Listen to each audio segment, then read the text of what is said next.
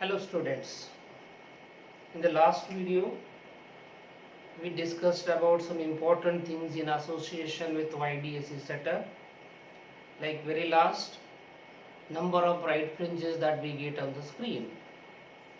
So going ahead, today in this video we shall discuss few more important things from the point of competitive exam in connection with interference pattern. So let's go ahead. So the situation is like this.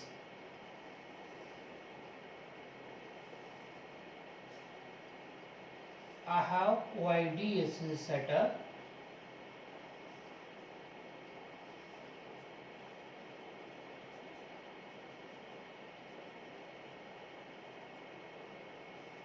Screen is here. On the screen, this is a point O. At O, I have a light coming from source S1. I have a light coming from source S2. And both these waves, coming from S1 as well as coming from S2, they will travel path of equal length. So path difference I have got here S2p minus S1p equal to 0. So then naturally I2O, P बदले O बनेगी. I should write O, SO, S2O, S1O equal to 0. So I2O I have got central bright band, reference band. Now what I would like to do is that, to know that in one of path, say in this path, if I introduce a thin transparent sheet of thickness T, what is T? Thickness of sheet. And the material which I am using for this is mu. Refractive index is mu. Now the curiosity is, what is to happen with pattern? Now because of introducing this sheet, remember that wave from slit S1 no longer will have only to travel S1O distance. Part of the distance it has to travel into the air and part of the distance it has to travel into the optical media. So the total distance traveled by this wave now from S1, I will have S1O minus T, this is in the air, plus it travels a distance into that optical media also, and whenever I have to add such a journey with the journey in the air, I should make use of the concept called equivalent path. What is that equivalent path? It is that distance traveled by the light in air in the interval of time, whatever it takes to travel certain distance in the optical media. And such a distance we call equivalent path to this path into the optical media. And that we can work out. Optical path or equivalent path, how much we get? We get optical path equal to mu T, I can say. Mu refractive index, T is the thickness of that journey, you can say. So I have got now equivalent path to be added here. This is mu T. What I got this? Path to be travelled by the light from source S1. S1 O dash I say now. Before introducing this, it was a S1 O only. Now S1 O dash I have written. And again, remember that if I would like to get central braid band only, to get a central bright band, path difference should be 0. So path difference should be 0 NA. These two paths have to be equal. That's what I would write. I would like to write. So I write here S1O dash should be equal to S2O. If this is happening, at the place where this is happening, I am going to get again central bright band. This I have got S1O minus T plus mu T equal to S2O. I'll rearrange this. S2O minus S1O equal to what I have got is mu minus 1 into T, and I am going to focus over here. Look here. Mu refractive index greater than 1. If mu is greater than 1, this is positive. Right hand is positive. Right hand is positive. What does it suggest then? Length of the path traveled from second source to reach O is to be greater than length of the path traveled by the light from S1 source. So I simply mean that S2O is to be greater than S1O. And when will that happen? If this O, central bright band, shift in the upward direction. Say it has come to this O dash. Now this is the path traveled by light from S2. This is the path traveled by the light from S1. So I said that has happened. So got my point. Because of introducing a transparent sheet, what has happened is that now this second path has become longer. So you mean the point O has got shifted to the O dash. So that's the conclusion we would like to arrive at. So when you introduce a transparent sheet in the path of one of the wave, the central bright band which was at O has got shifted upward. Now the question is, instead of introducing sheet in the upper path, if sheet is introduced in the lower path, what would happen? When you do that, when you work out that, in that case you will find S1O greater than S2O, which simply means that this O has got shifted in a downward direction. And that's the clue I get to understand shift is in what direction. So simple to conclude, if transparent sheet is introduced in the path of upper wave, I say upper and lower with respect to that I talk, like lower upper. If transparent sheet is introduced in the upper path, shift is upward. If transparent sheet is introduced in the lower path, shift is downward. And again, by referring to the geometry, one can derive the shift that we have got in the fringes, and that is given by the expression shift equal to mu minus 1 into T d divided by d. So the shift in the pattern or shift in the fringes is given by this relation. That can also be written in other form. See, I can multiply and divide by lambda. If I do so, lambda d by d I will get n by lambda also. So which makes me to write S equal to mu minus 1 T beta divided by lambda. So the important equation I have arrived at, or I have written. So the concept to consolidate, whenever a transparent sheet is introduced in one of the path in a YDSS setup, the whole pattern gets shifted. And the direction of shift is decided by where the sheet is introduced. Sheet introduced in the upper path, upper shift. Sheet introduced in the lower path, lower shift. But then obviously the question which you may have in your mind, what if it is introduced in both the path? Again that I have to see that for which path this mu value and t value will decide. Whichever path becomes longer, optically longer, is the node cubic. I have to say this one. Say both the sheets are of same thickness, but medias are different.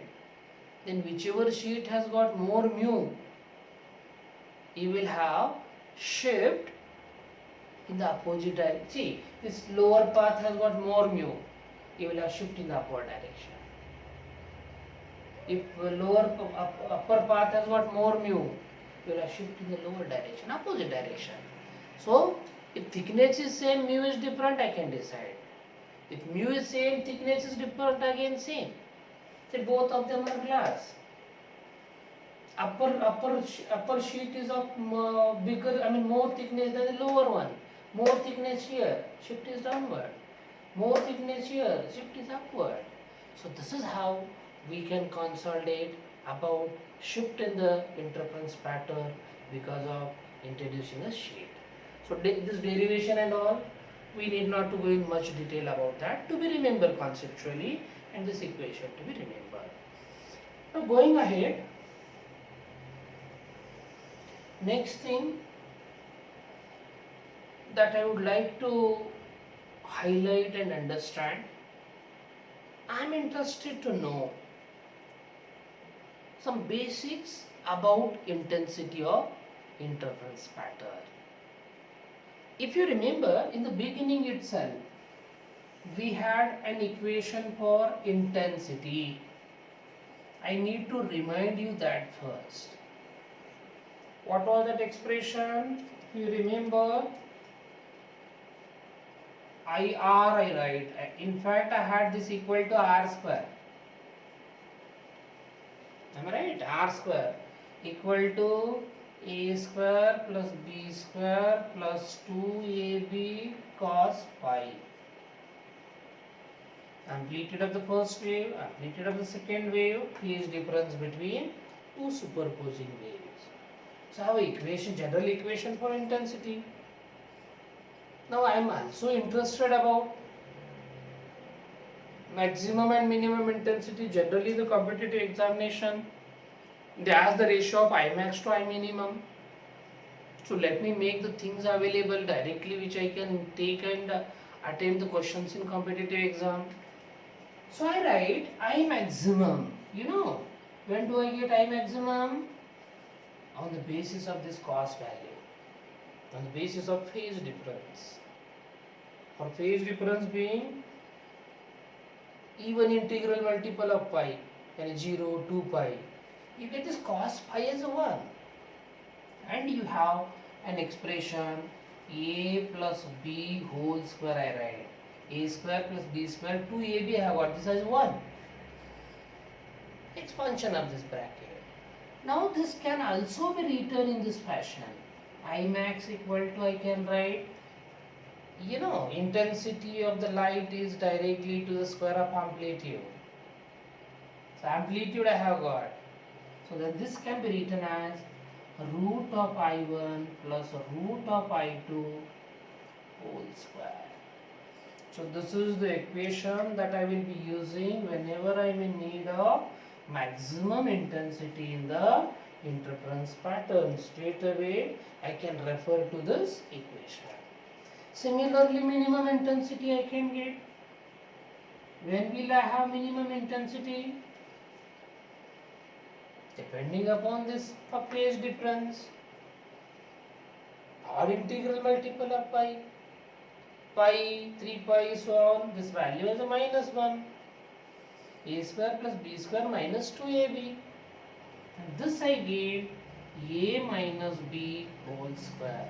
Same in term of intensity I can write I minimum equal to root of I1 minus root of I2 whole square.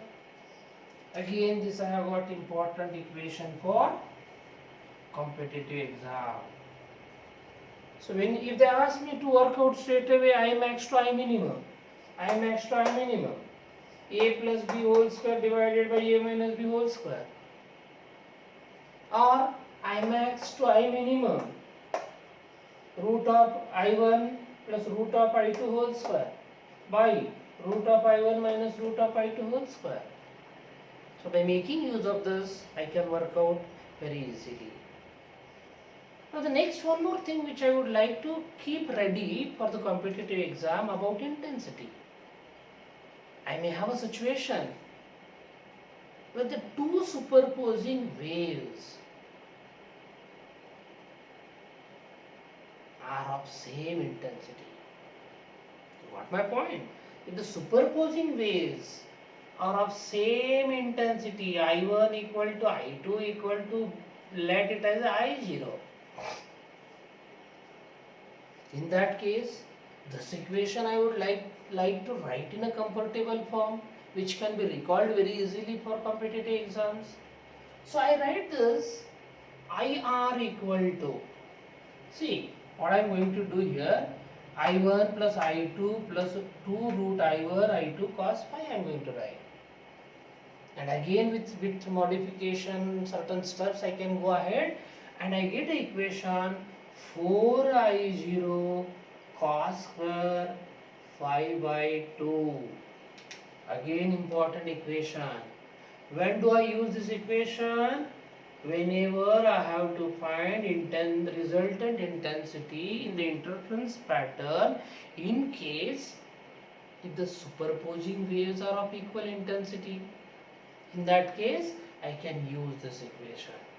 So by making use of this equation, say maximum intensity I would like to understand, phi 0, phase difference 0, this comes 1, and how much maximum resultant intensity? 4I naught.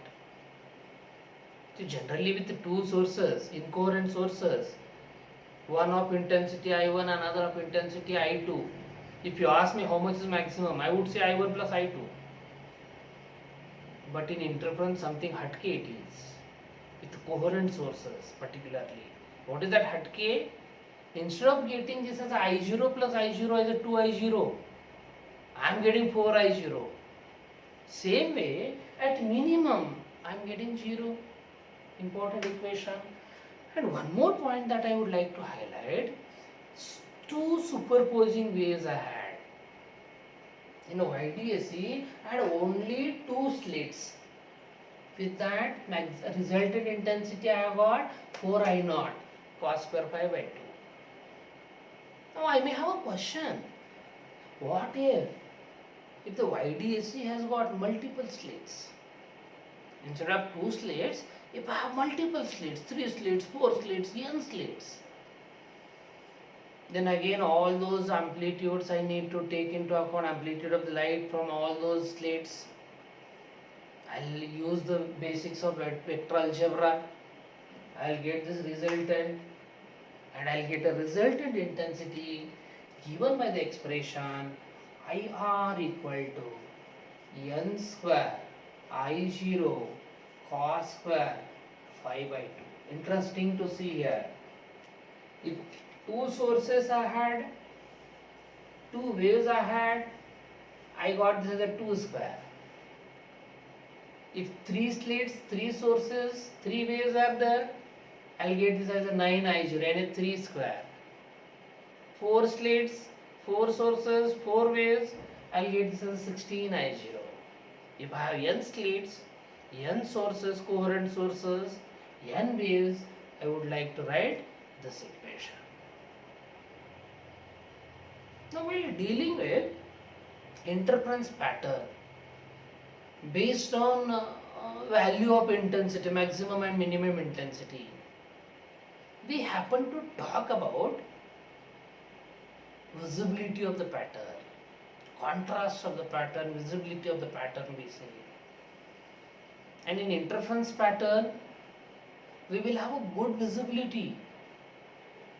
We will have a good visibility if intensity at maximum is maximum. Wherever the bright bands I have got, maximum intensity I should have. Aste Allah, it's not only that. Intensity at minimum should be minimum. यानी at minimum I should have zero intensity. At the places where destructive interference is taking place, I should have zero intensity. And by taking all these parameters into account, we talk about visibility of interference pattern. And there were the questions, there will be the questions in the NEET examination, competitive examination, where they may ask you to calculate fringe visibility, interference pattern visibility. And visibility of interference pattern is given by the expression I max minus I minimum divided by I max plus I minimum. To start with, this is the equation, but I would like to go ahead some steps so that I can arrive at comfortable formulas to deal in the competitive exam. I know what to substitute for I max and I minimum. So I shall write this as a plus b whole square, a minus b whole square, a plus b whole square, a minus b whole square. Values I have substituted. So you can expand this a square plus b square plus 2ab. You can expand this a square plus b square minus 2ab. And this is a minus here. So a square, b square will get cancelled. And what you get is 4ab. You can expand that. Similarly, in the denominator, a square plus b square plus 2ab, a square plus b square minus 2ab, 2ab get cancelled here, and this you get 2a square plus b square. So one can cancel here, and visibility equal to, you can write 2ab divided by a square plus b square. This is in term of amplitude. I can write in term of intensities of superposing waves. So that can be written 2 root I1 I2 whole divided by I1 plus I2. So this is the important expression you can remember for fringe visibility. So these are few of the important things that we have discussed in the present video. So in the next video, we shall discuss about some basics in connection with interference at thin film. So till then, bye bye.